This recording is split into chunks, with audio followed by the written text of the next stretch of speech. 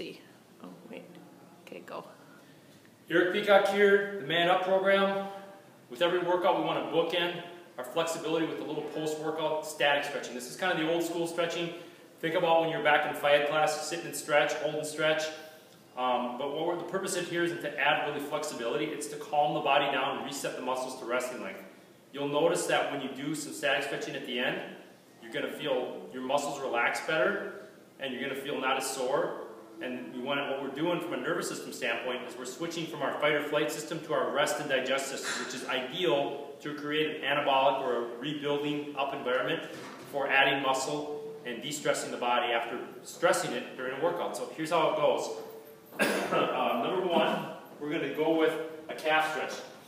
Calves are really, really important to keep them flexible because they have a lot to do with overall body movement. So we're going to make sure when we re-stretch that, plus they have a lot to do with your Achilles tendon, your plantar fasciitis. A lot of times those can be traced to tight calves.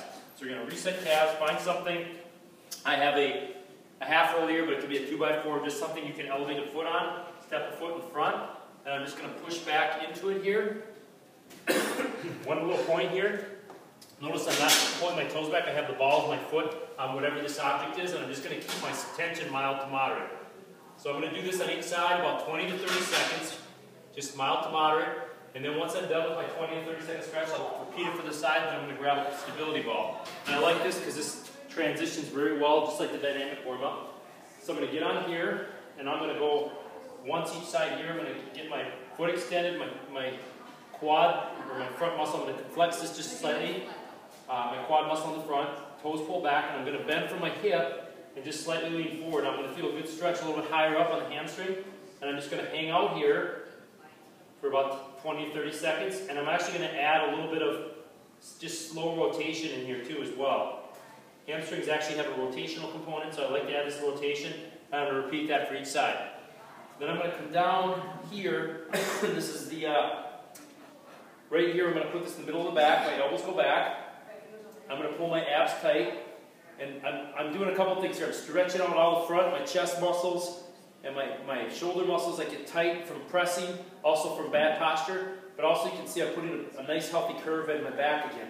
So I'm going to hang out here about 30 to 60 seconds. I actually like to do two variations. I put my elbows back here for one to get a little more chest, and if I want to get a little more bicep and front shoulder, I actually do this one here. Now this one, just a little caveat, might be a little tough on your neck. So if this hurts too much, just hang out here, that's fine. But I'm going to do that one next, and then I'm going to transition with the ball down onto the ground. Now you might need to put something under your knee. If you have really sensitive knees, that's okay. I'm going to take this ball and I'm going to extend forward here. And I'm just going to hold this 20-30 seconds, re-stretch out that hip flexor. Nice tall spine, abs pulled in, 20 to 30 seconds on each side. Once I've completed that, I'm going to go my lat, my upper back muscle. Another muscle that tends to get tight and round my shoulders forward. I'm going to put my thumb up. I'm going to get right like here on all fours, or in this case all three stance. I'm going to pull my arm this way, pull my hip this way, and I'm going to really lengthen here. So I'm kind of pulling and shooting to the side here and feeling a good stretch in my upper back. I'm going to pull my abs in kind of like a cat with that punching its back, and I'm going to stretch that upper back out. If I feel a lot of pressure in the shoulder joint, all I do is just add a little more support for that arm. That's the one little adjustment you can make, and do that on each side. Now I'm going to finish here with a hip twist and spinal twist. So hips and back take a beating a lot from working out and just life in general. So I'm going to crisscross my legs over like so. In this case, my right over my left, or my left over my right. You can get it right here. And I'm going to take it, I'm going to fall to the side, keep this shoulder pinned. I'm going to use this arm to kind of secure this. Have a nice tight cross. I'm going to feel a really good stretch right up through here into my low back. And I'm going to do this 20 to 30 seconds on each side. And just kind of just breathe normal. You shouldn't be stretching so hard that you're feeling like you're on the edge. You should be able to relax through these stretches, calm your body down, do this post-workout, bookend that. You want to train hard, but you want to train smart. Trust me, doing post-workout stretching will make all the difference in your body's ability to start recovering right away. And it's not how hard you train, it's how good you recover. This is the first step. So that's it. We'll see you next time.